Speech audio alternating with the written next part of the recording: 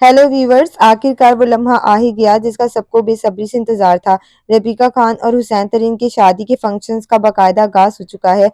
चंद हफ्ते पहले इन्होंने अपनी शादी के फंक्शंस का ऐलान किया और मदाहों को बेहद खुशी हुई। दिलचस्प बात यह है कि बहुत से टिकटॉक स्टार्स और फैंस भी यही चाहते थे कि ये दोनों आखिरकार एक हो जाएं। लेकिन दोस्तों, इनकी शादी तक पहुंचने का सफर बिल्कुल भी आसान नहीं था। हुसैन तरीन की फैमिली काफी पर्देदार है, जबकि दूसरी तरफ रबीका खान की फैमिली निस्बतन ओपन माइंडेड है। इस फर्क की वजह से दोनों फैमिलीज को आपस में हम हंगाई पैदा करने में खासी मुश्किलात पेश आई, मगर अब अल्हम्दुलिल्लाह इनकी शादी के फंक्शंस धूमधाम से शुरू हो चुके हैं।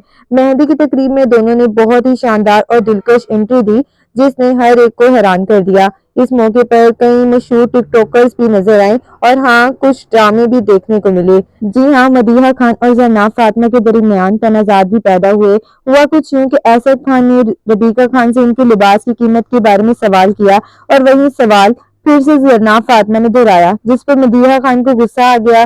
मदीहा ने लाइव आकर कहा कि लोग असद खान को कॉपी कर रहे हैं, जिससे इन दोनों के दरमियान टेंशन वाज़ा हो गई। अब देखना यह है कि ये मामला मजीद कहाँ तक जाता है।